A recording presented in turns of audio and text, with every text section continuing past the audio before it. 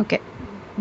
இன்றைக்கி என்ன டாபிக் பற்றி பேசலான்னு தோணுச்சுன்னா, ரீசெண்ட் டைம்ஸில் நான் மூவிஸ், அதுக்கப்புறம் டிவி சீரியல், ட்ராமா இது எல்லாத்தையும் வந்து ஏன் நம்ம பார்க்குறோம், ஏன் அது நம்மளை என்கேஜாக வச்சுருக்கு, எதுக்காக நம்ம அதில் டைம் ஸ்பெண்ட் பண்ண ட்ரை பண்ணுறோன்னு சொல்லி யோசித்துட்டு இருந்தேன்.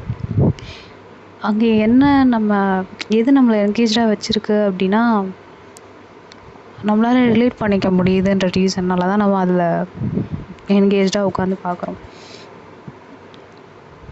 நம்மளால் கனெக்ட் பண்ணிக்க முடியுது.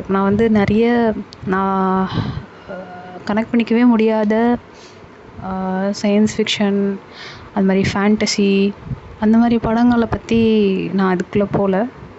நான் ப்ரிடாமினண்ட்டாக அதிகமாக நம்ம பார்க்குற ட்ரமாட்டிக்கான ஃபிலிம்ஸ்,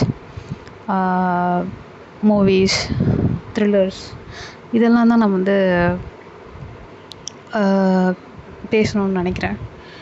மோஸ்ட்லி த்ரில்லர்ஸ் எல்லாமே வந்து பார்த்தோம்னா ரியல் லைஃப்பில் நம்ம நியூஸாக படிக்கிற விஷயங்கள், அதுக்கு பின்னாடி இருக்கிற விஷயங்கள், இல்லை இது ஒரு க்யூரியாசிட்டி காரணமாக நம்ம என்ன பண்ணுறோம், த்ரில்லர் மூவிஸ் எல்லாம் பார்க்குறோம்.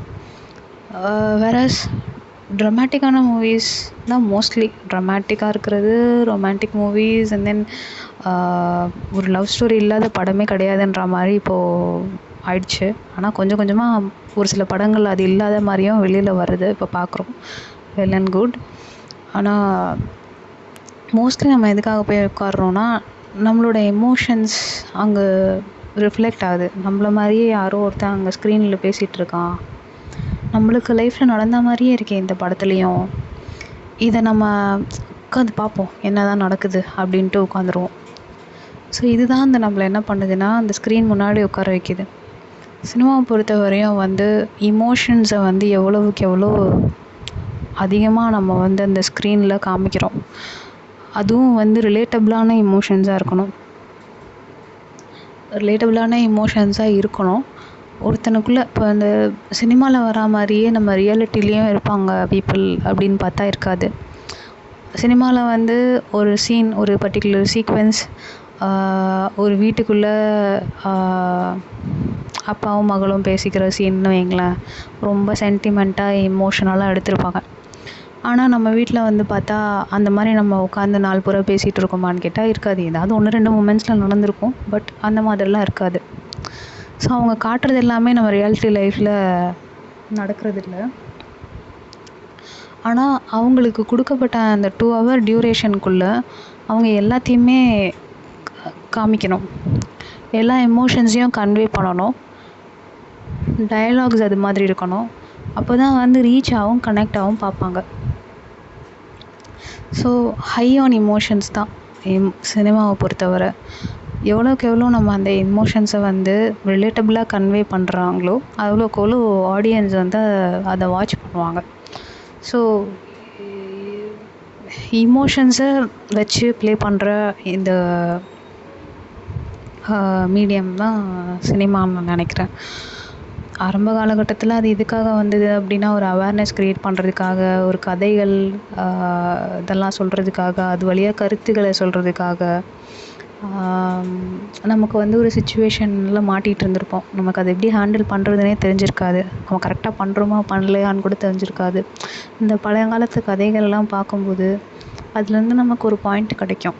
ஓகே, இப்படிலாம் இருக்கக்கூடாது போல், இது தான் கரெக்டு, இதனால் நம்ம இப்படி செய்கிறதுனால இவ்வளோ பெரிய அஃபெக்ட் ஆகுறாங்க.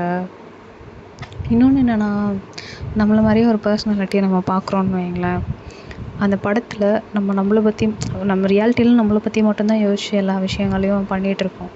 ஆனால் சுற்றி நடக்கிறவங்களுக்கு என்னென்னலாம் நடக்குதுன்றது, சுற்றி இருக்கிறவங்களுக்கு என்னென்னலாம் நடக்குதுங்கிறதுக்கு நம்மளுக்கு ஒரு ஐடியாவே இருந்திருக்காது. சினிமாவில் நம்மளை மாதிரி ஒரு கேரக்டரை பார்க்குறோம், நம்ம தான் கரெக்டுன்னு நினச்சிட்ருப்போம்.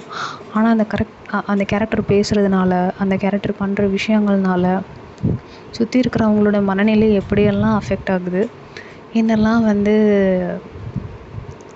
அவங்கள பாதிக்குதுன்றதை நம்ம பார்க்கும்போது நமக்கு ஒரு ரியலைசேஷன் பாயிண்ட்டு கிடைக்கும்ல. ஸோ இது வந்து ஒரு அழகான ஒரு மீடியம் தான்.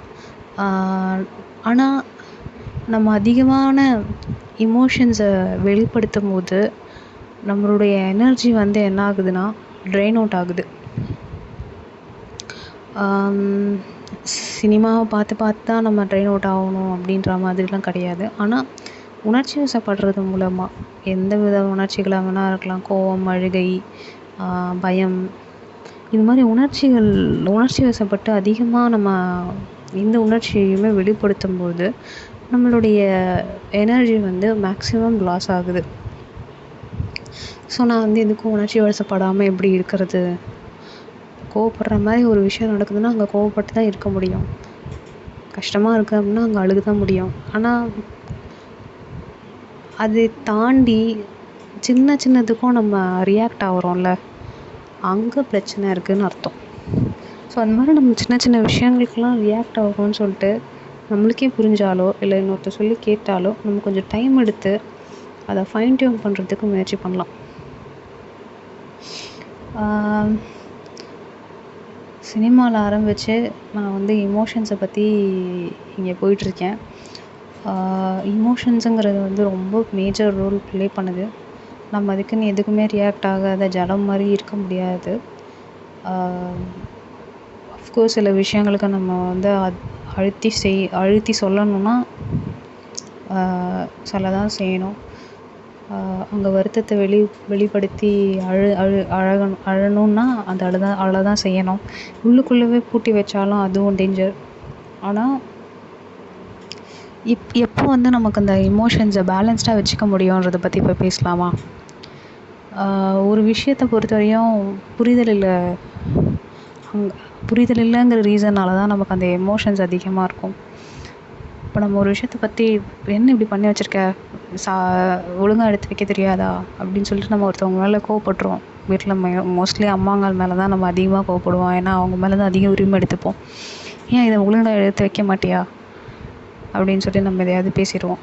ஆனால் அவங்க நாள் பூரா எவ்வளோ வேலை பண்ணுறாங்க, அதில் இந்த ஒரு விஷயத்த வந்து அவங்க எவ்வளோ மெனக்கிட்டு அன்பாக எடுத்துகிட்டு வந்து நமக்காக கொடுக்குறாங்க.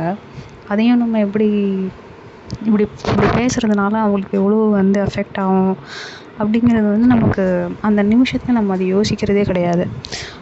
அதனால் இதெல்லாத்தையும் அப்சர்வ் பண்ணணும். முதல்ல இதெல்லாத்தையும் அப்சர்வ் பண்ண ஆரம்பிக்க நம்மளுக்கு வந்து தானாகவே ஒரு பக்குவம் வரும். ஓகே, சரி, அடுத்த தடவை வந்து இது மாதிரி நடக்காததுக்கு நம்ம என்ன பண்ணலாம்?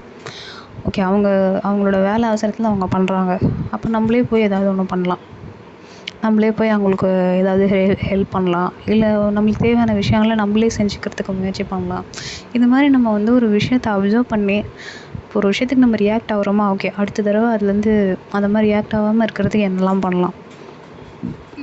we should tune ourselves.